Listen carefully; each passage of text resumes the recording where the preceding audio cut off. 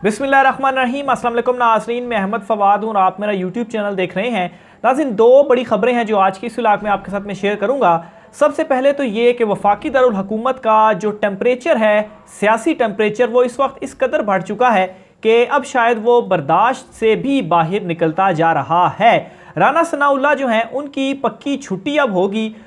उनके जहन में क्या गलत फहमी है कि वो इस मरतबा भी इमरान खान साहब का लॉन्ग मार्च रोक पाएंगे। इमरान खान साहब की जानिब से क्या सरप्राइज़ दिया इस वक्त जो है वो तैयार किया गया है।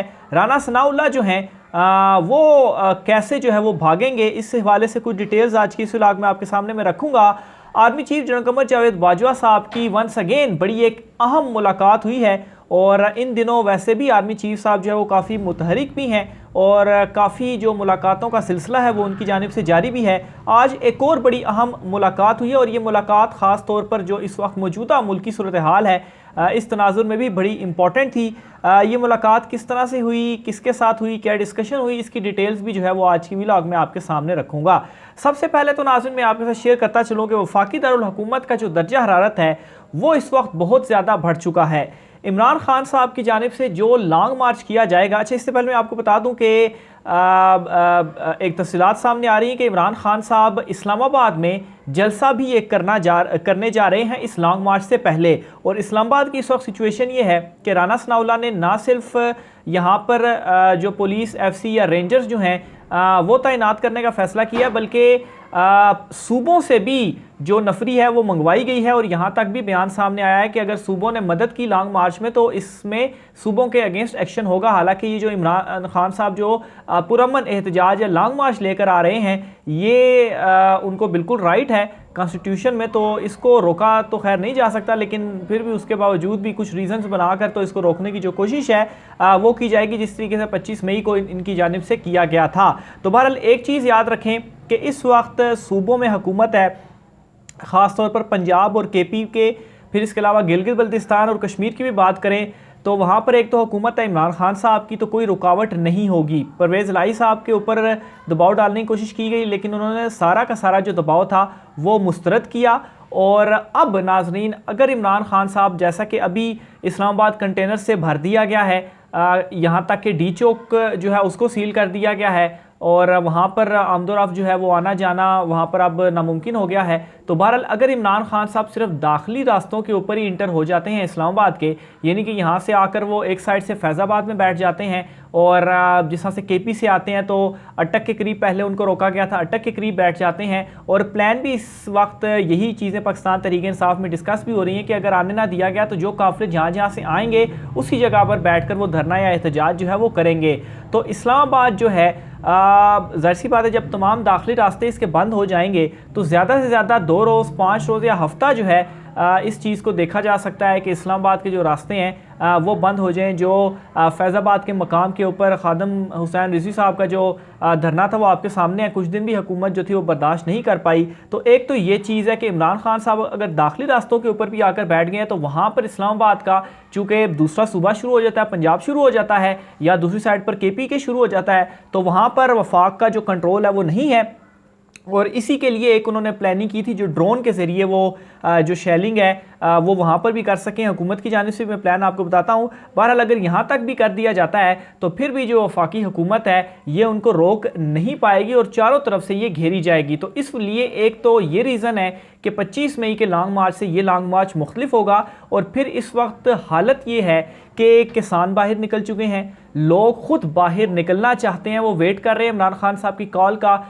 25 मई को तो फिर बहुत ज़्यादा डिफरेंट सूरत हाल थी। इमरान खान साहब ने अपनी तंजीमों को वो एक्टिव कर रहे हैं, इमरान खान साहब ने 50 जलसे जो हैं वो कर दिए हैं। तो इस मरतबा लॉन्ग मार्च इंटर भी होगा इस्लामाबाद में और उनको अगर आप ये सोच रहे हैं कि फोर्स और शेल्स के ज़रिए रोका जा सकता है तो इस मरतबा ऐसा नहीं होने वाला। और राना सनाउल्लाह जो हैं इनके हवाले से यास्मीन राशिद साहिबा जो है इनका बड़ा एक ज़बरदस्त बयान सामने आया है, वो मैं आपके सामने जो है वो रखता हूँ।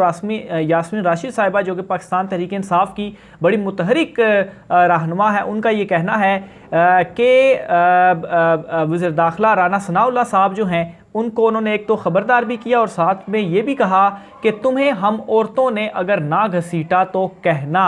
यानी राना सनाउल्लाह जो हैं उनको यास्मीन राशिद साहिबा की जानिब से टारगेट कर लिया गया है। और इस मरतबा राना सनाउल्लाह जो हैं वो तो ऑलरेडी एक नफरत बैठी हुई है नून लीग के हवाले से लोगों के अंदर, तो इस मरतबा अगर कुछ भी इस तरह का किया गया रोक तो नहीं सकेंगे, लेकिन उसके बाद इनकी जो है वो पक्की छुट्टी होने जा रही है और यही चीज़ इनको इस वक्त समझ भी नहीं आ रही।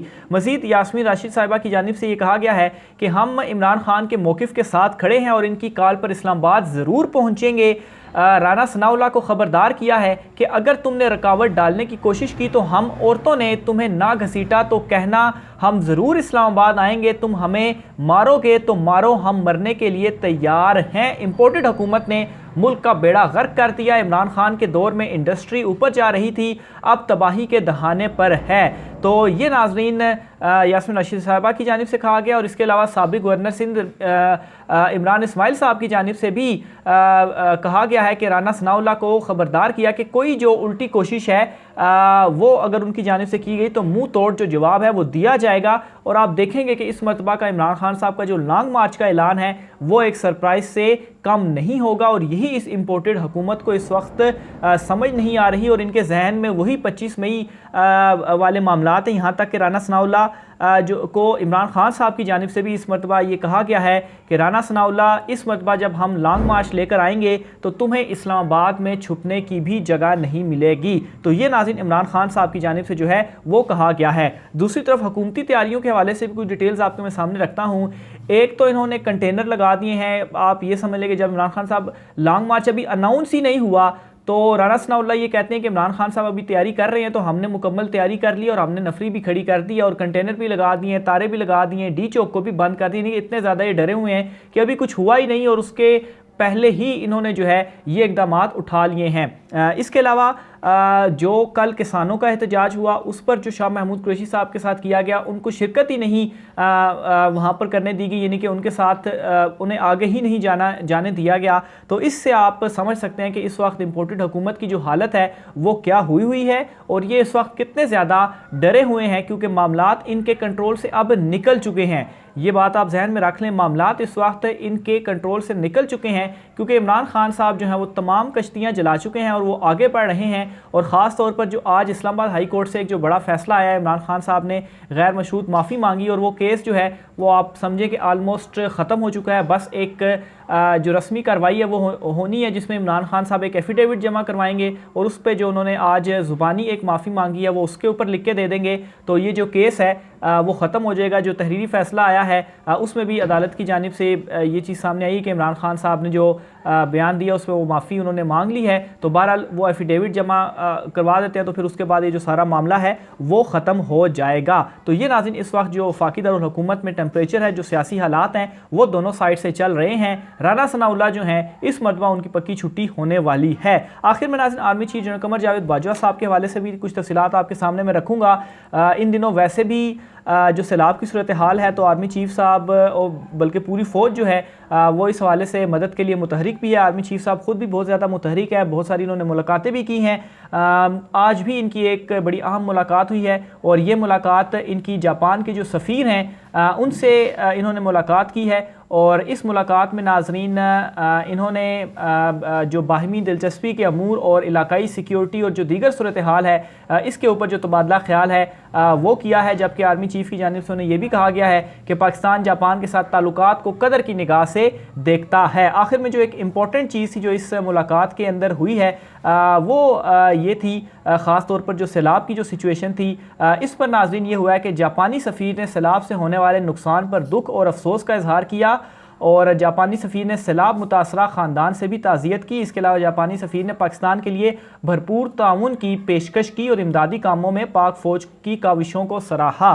तो इस वक्त नाज़रीन ये बहुत ज़्यादा इंपॉर्टेंट है क्योंकि सैलाब ज़्यादा जो इलाके हैं जो वहाँ के लोग हैं उन्हें इस वक्त मदद की बहुत ज़्यादा ज़रूरत है। और इसी हवाले से एक सर्वे भी मैं आपके साथ शेयर करता हूँ कि गैलिप ये सर्वे किया गया और इसके मुताबिक 60 लाख घराने जो हैं वो सैलाब से मुतासिर हुए हैं और 42 लाख ख़ानदान जो हैं उन्होंने माशी नुकसानात इससे उठाए हैं और इनमें से 30 लाख घरानों के जो मवेशी हैं वो मारे गए हैं। यानी कि वो बिल्कुल ही किसी अगर कोई बहुत अच्छा भी था अगर उसके पास अच्छे मवेशी या उसका निज़ाम सिलसिला चल भी रहा था तो वो भी इस वक्त सड़क पर आ चुका है। ज़ाहिर सी बात है उनके घर जो हैं इस वक्त सिचुएशन है कि पूरे पूरे डूब चुके हैं। तो इस सूरत हाल में जो एक मदद है वो भी उनको ज़रूरत है। और ये जो कुछ मुलाकातें और इत्तेहादी जो ये आर्मी चीफ साहब की जानिब से जो मुलाकातें भी की जा रही हैं और जो दोस्त ममालिक हैं इनकी जानिब से जो बयानात भी आ रहे हैं और जो इमदाद भी है ये भी इस वक्त काफ़ी ज़्यादा इंपॉर्टेंट है। मज़ीद डिटेल भी आपके साथ में शेयर करता रहूँगा। आज के व्लॉग से इतना ही, मुझे इजाज़त दीजिए। अल्लाह हाफ़िज़।